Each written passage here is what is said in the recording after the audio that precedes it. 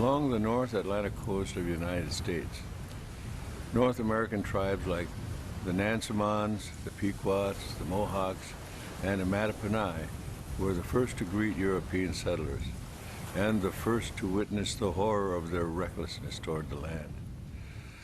Settlers began clearing the forest to send lumber back to Europe and opened the land plots for agricultural development. Tribes in the Atlantic coastal region gathered shells called wampum along the beaches and made them into necklaces, adorned fabric for ceremonial use, and gave them as gifts to one another. After the Europeans arrived and began establishing local governments, they too gave wampum shells offerings to the tribes. For Native Americans, the wampum was received as a gesture of goodwill. For the Europeans, however, it was a legal exchange for the land the tribes were living on. Everything about our life seemed to be centered around trees and wood. I mean, our houses were made completely of wood. The earliest ancestors had to use wood for shelter here. There was abundance of it until one of the missionaries came here and decided, well, we will sell the Indians wood and make a lot of money. And they came with their wagons and cut as much wood as they could here in Mashpee. Our tribal women moved their families to the ocean front. And at the far end, where you see the point, is where they encamped.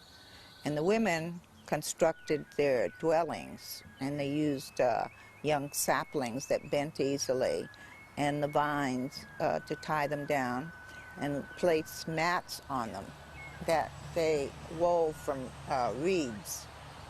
These were easy to transport from inland out to the ocean front.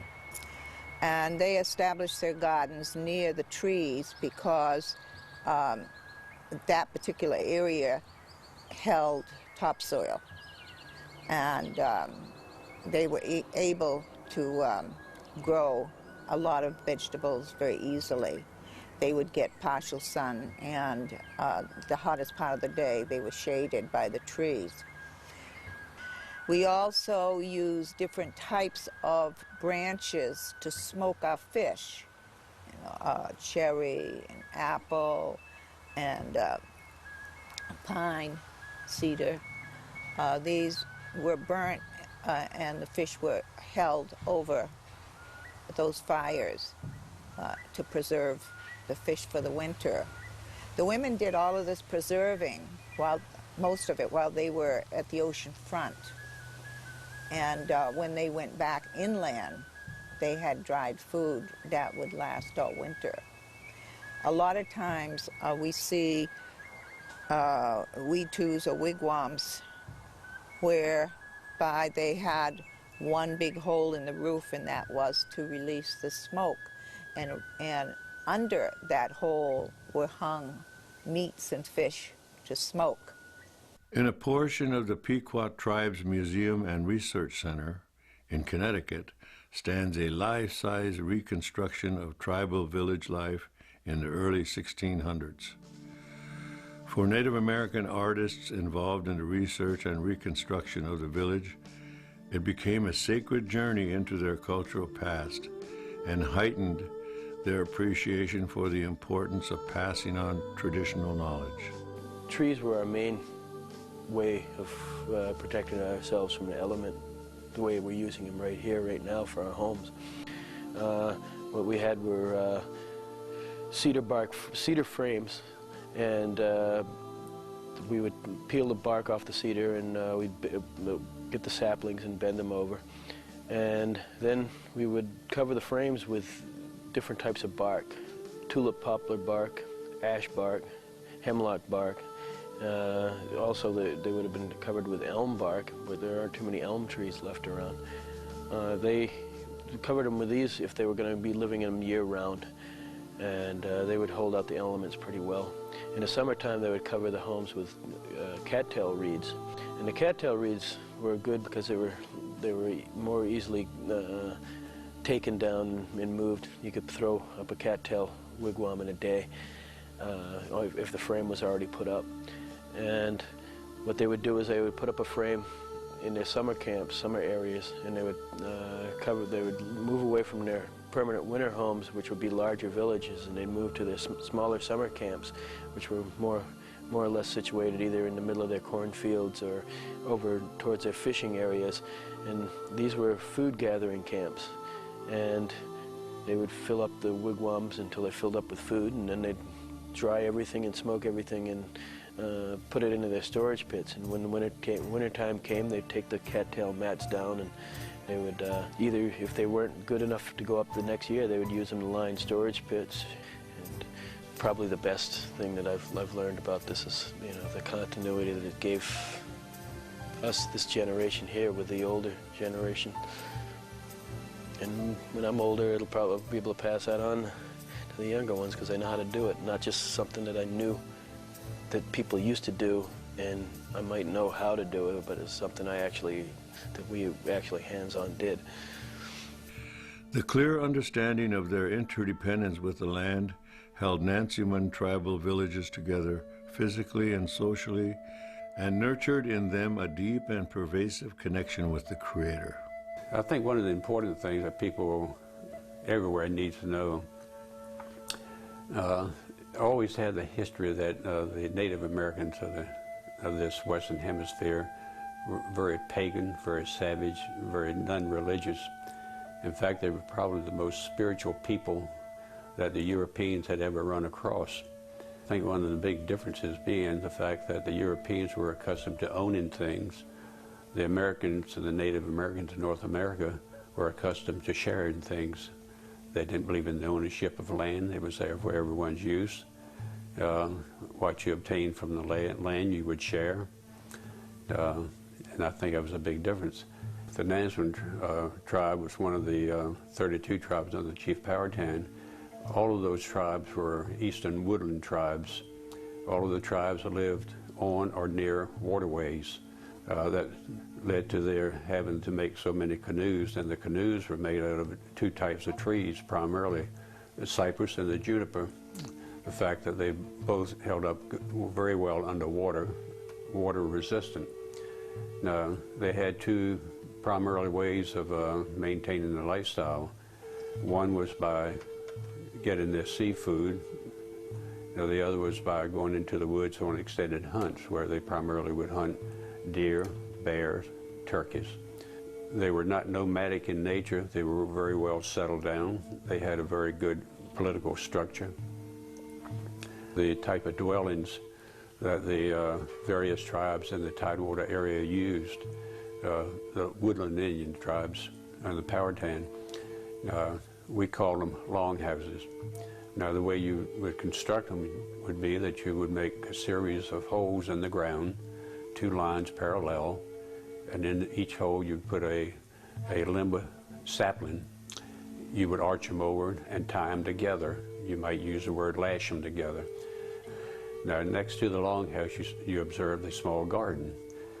Behind that garden, you saw another small structure that was on a platform or scaffold-like. That was a little structure used to put children in or other people to serve as a scarecrow to keep the fowl and the other critters out of the vegetation, whether it was corn, beans, gourds.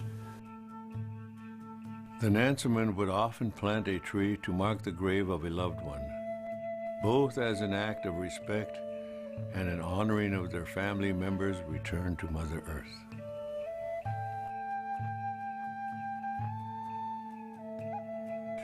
The Mohican tribe is steeped in the tradition of the Tree of Life.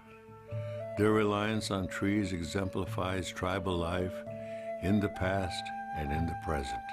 Trees provided quite a few utensils that you may not see in any museum, if only because probably 3/4 of pre-contact people's work kits were organic, either bone or wood or made out of, well, animal or vegetable products. And with the acidity of our soil, the only thing that remains are the tools that were made out of stone.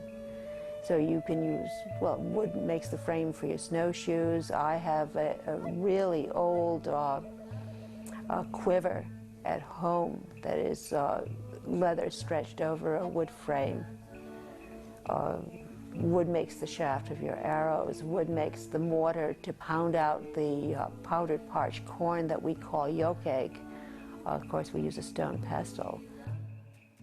The tree of life is the red cedar. Our people hold it with some reverence. It is held in various ceremonials.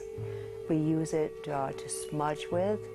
We also make sure that our burials include a piece or a branch of red cedar, not only because it's evergreen, but also it has the meaning to us that it offers promise and hope.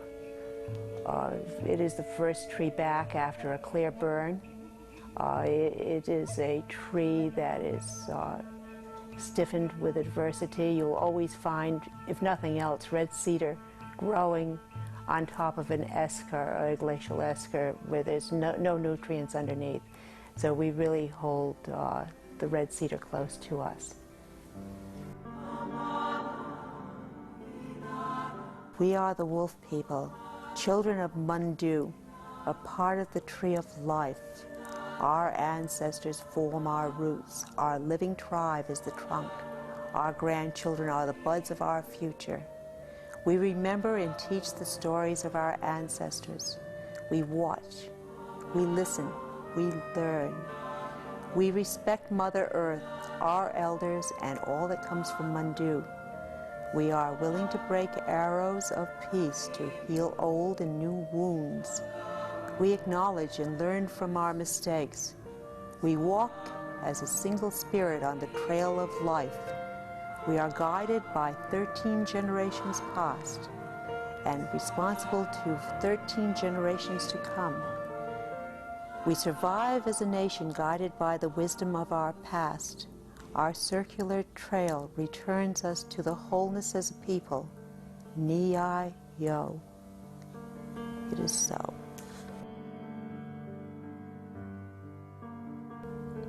Chief Jake Swamp modeled himself after the PeaceMaker who lived many years ago and who encouraged the end of years of fighting among tribes of the Northeast. The PeaceMaker, as he was called, led the people to bury their weapons, bringing an end to violence against each other and in the beginning of peace in the region. The PeaceMaker chose the white pine tree as a sign of peace that followed. At that time, about 1,000 years ago, the PeaceMaker placed an eagle on top of the white pine tree. And he is a symbol of seeing very far into the future, because the eagle is known to have a very good vision. And so he felt that the people needed a symbol to go by, and that was the eagle. Eagle's eye view of the future. If at a time, any time in the future, anything was coming towards them, they would always be visionary. They would recognize a danger approaching, and they would all come together to meet it head on, whatever was coming their direction. And he also gave them a prediction at that time when he established the great white pine as a symbol for the peace that they had established. First, they had buried all the weapons of war and placed it under the tree of peace. And then the 4 white roots went into the 4 directions. And the purpose of those roots was to spread the peace. And then he told the first leaders to stand in a circle and to enjoin their hands in a circle. He said the day would be coming when a people would come.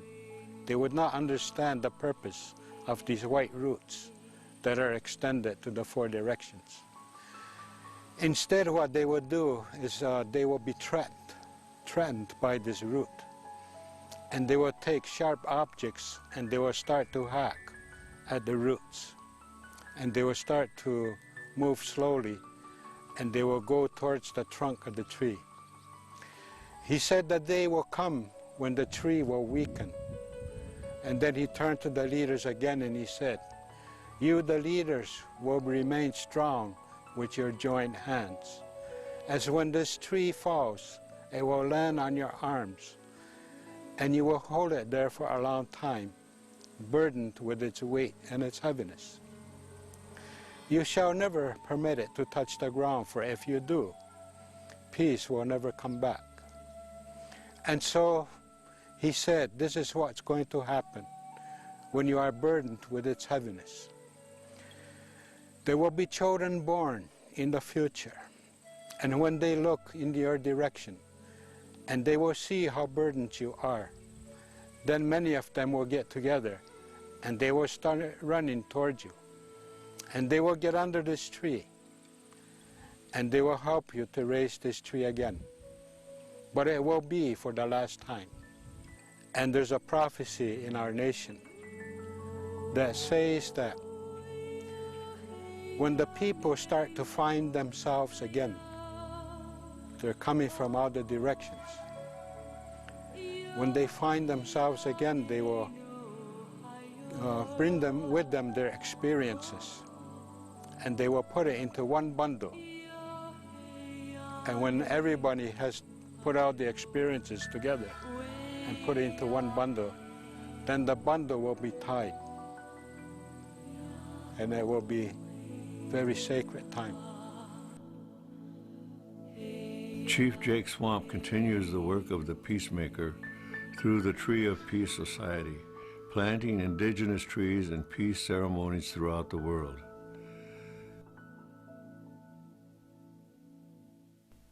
We know that living with the trees in nature can sensitize humans to become observant and compassionate toward the needs of other living beings. Once we learn to provide opportunities for our children to experience the gifts of nature, to sensitize their souls and introduce them to the importance of their role as stewards of the land, we will have given them everything. If you can bring children into an area like this and bring children back into nature, it doesn't have to be on an everyday basis, but to bring them in once a week or once a month, whenever you can, spend a couple with them in nature. And you don't know how many children that are right here in a city like this that have never ever sit and listen to a squirrel chatter, that have never listened to the birds talk, and hear the birds when you're walking through the woods, the birds telling the other birds that, hey, there are people coming up the trail, and never ever have they touched the moss on a moss tree, or they've never touched the bark on any of the cypress that are out here, and have never even seen the beautiful turtles that sit on the logs and sun themselves. These are things that they need to be brought back to and brought away from the television and the computer, as I'd said before, and back into nature. They need to be brought into an awareness of all the little things around them that can make them and bring them a blessing in life and bring them a happiness in life. Hundreds of years ago and still today, that we try to teach our children, if you will look and if you will listen, you will learn and you will survive.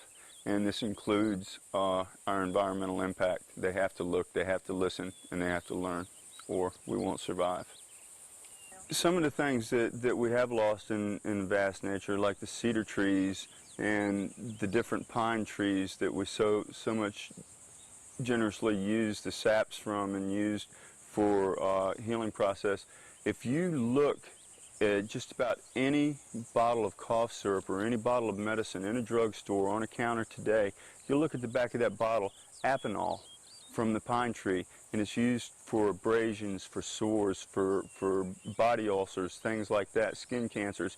And you'll find these things, these medicinal purposes in medicines that they call everyday medicines, over-the-counter medicines today. Mentholatum from the mentholyptus tree, or from the plants themselves, from the spearmint plants that are used in cough drops and in cough syrups. You'll find all these things that were traditionally used in medicinal purposes that are used today. And so if we don't think by killing off these forests and killing off these vegetations that we're not killing off only our medicinal plants and natural uses, but killing off the over-the-counter medicines that we have, then they're wrong. When a person understands the interdependence indigenous people have with nature, it becomes very clear why we call the earth Mother.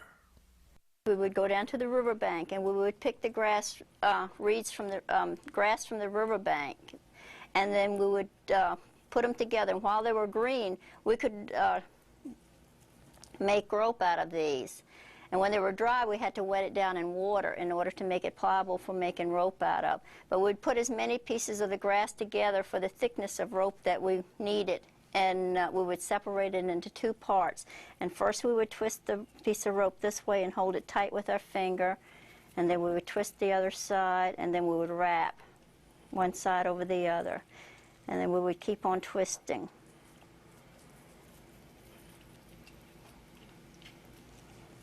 And the women and children had to make 5 miles of this rope a day because we used an awful lot of rope. And we used it for tying down our longhouses with. We used it for making our rope baskets with. And this is how we made our rope. We are not allowing the environment to become part of us. It's not part of our lives. Do they really care whether they're chopping down forests? Do they really care about saving what is there? And you don't see it. And I think this is where we're missing the boat with all of the environmental groups. They're not stressing the need that this is a part of your life. I'm not against growth process or building or people having homes. I'm against destroying what is unnecessary to make it happen. And this is what I see taking place. It's transpiring at a rapid clip. Greed is a terrible disease. Very difficult to compete. Greed is a predator. And I think we have a duty and an obligation, and I cannot reiterate that enough, to try to show the connection, that we are connected. Truly, truly, we belong to each other.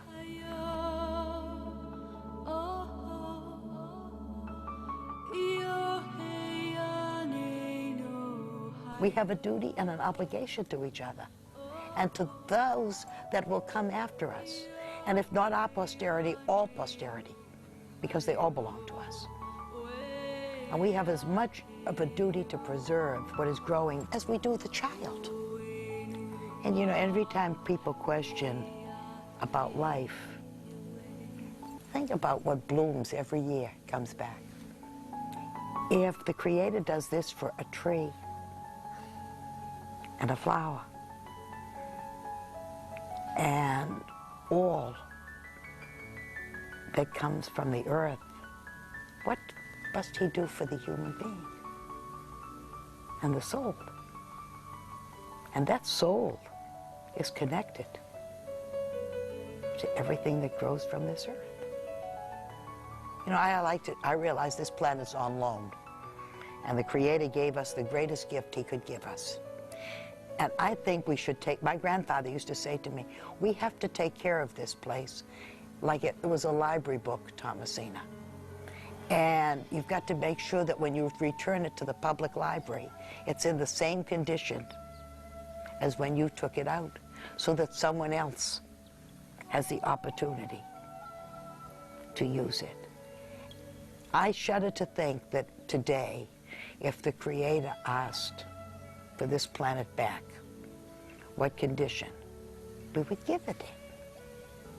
Do you ever think about that? This would be a tragedy. When I was a little girl in school, the sister, I was in a parochial school, the sister, we were studying about coat of arms, and the coats of arms that the different countries had, whether you were from France, whether you were Capet, or whether or not you happened to belong to the Plantagenets or the Windsors. They had all of the different family crests.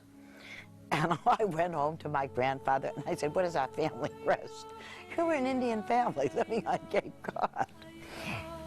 And another person would have said, well, Thompson, we don't have one. We're Indian people. But he didn't. He sat down and he took a piece of paper and he drew a circle. And he put a deer and a fish and a rabbit, a bird, all of the animals that were there and a tree, and he said, this is who we are. This is our crest. We are of the land. We're all connected. All of this. In the Indian point of view, earth does not belong to man. Man belongs to the earth. Man did not weave the web of life. He is merely a strand in it. Whatever he does to the web, he does to himself. All things are connected, like the blood which unites the family of man. What we think and say and do to each other is how we think and speak and act towards land. It's all a part of one story. If we listen in earnest to the spirit of the trees, what new relationships will we build? What new visions will we share? What journeys will we take? And what living knowledge will be witness to our actions on behalf of Mother Earth?